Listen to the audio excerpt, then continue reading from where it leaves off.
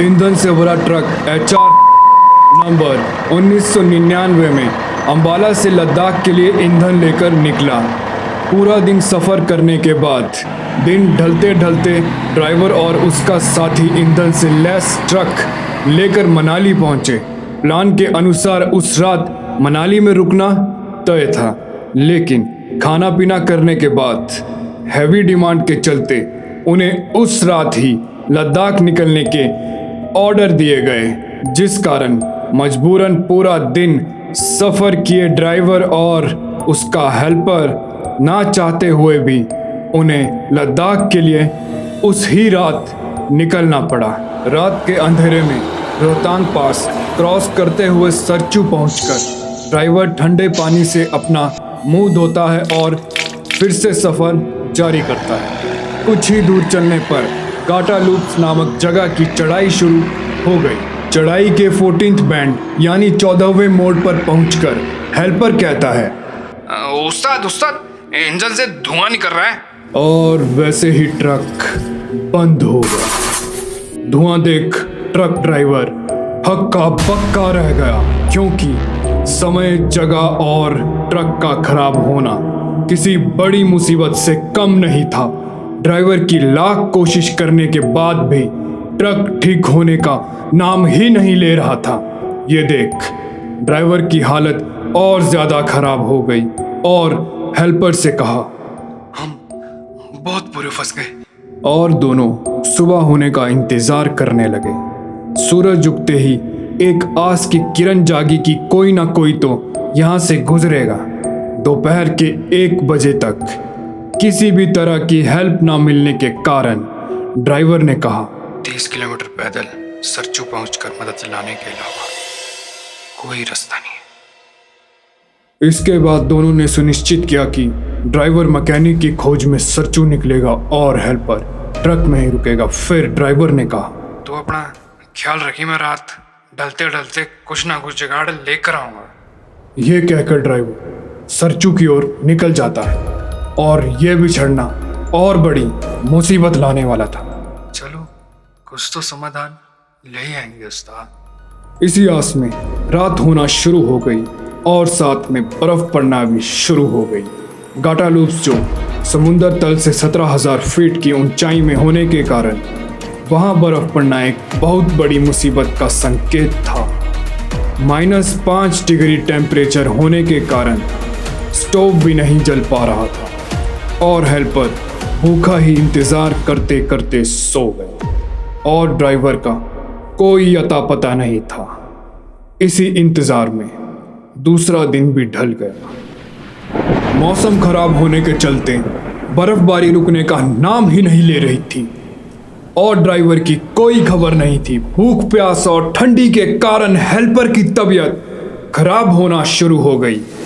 गाटा loops की ऊंचाई और बर्फ की सफेद चादर के बीच फंसा एक ट्रक, जिसमें भूखा प्यासा इंसान बैठा हुआ था, अपने उस्ताद के इंतजार में लगातार तीसरे दिन बिन खाए पिए अब उसके शरीर में कुछ जान नहीं बची थी और उस्ताद के लौटने की उम्मीद भी अब खत्म हो चुकी थी। और हेल्पर रोते रोते कहने लगा, हे भगवान, मुझे बचा लो। मैं मरना नहीं चाहता। हैवी बर्फबारी के कारण 3 दिनों से रोड में गाड़ियों की आवाजाही भी बिल्कुल बंद थी। अब बात उस्ताद के लौटने से हटकर खुद की जान बचाने पर आ गई थी।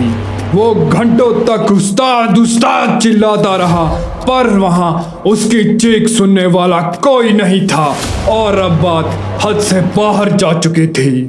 अब ना ड्राइवर लौटने वाला था और शायद ना उसकी जान बचने वाली थी और वो अपने माता पिता को याद करने लगा।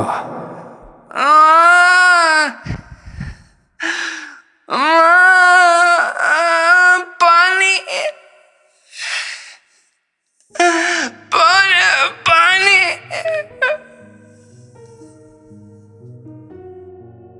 और उसने प्राण त्याग दिए।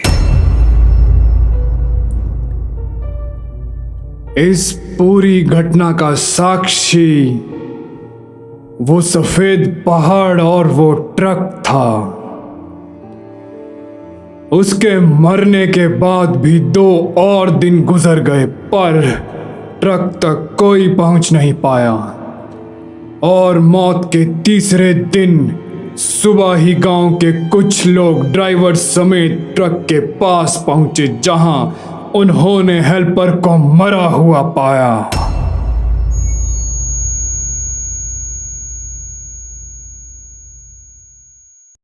दोस्तों, वो आखिरी वक्त तक पानी के लिए तड़पता रहा, जिस कारण बहुत लंबे समय तक वहां पर पैरानॉर्मल एक्टिविटीज होती रही, जैसे कोई पानी चीख रहा हो, जैसे कोई लड़का रोड पर खड़ा होकर पूछ रहा हो, भाई साहब पानी मिलेगा?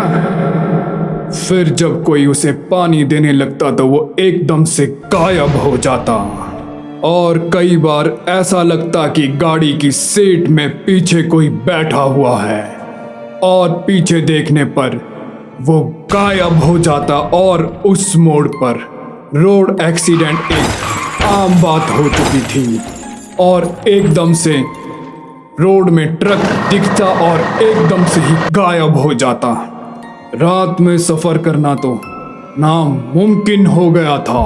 इन सब हादसों को देख जब यह बात सामने आई कि यहाँ पर एक हेल्पर की मौत भूख प्यास के कारण हुई थी, तो लोगों ने उस मोड़ पर पानी की बोतलें रखना शुरू कर दिया, और जो ना रखता उसके साथ या तो एक्सीडेंट हो जाता या तो पैरानॉर्मल एक्टिविटीज उनके सफर को खराब करने लग जाती।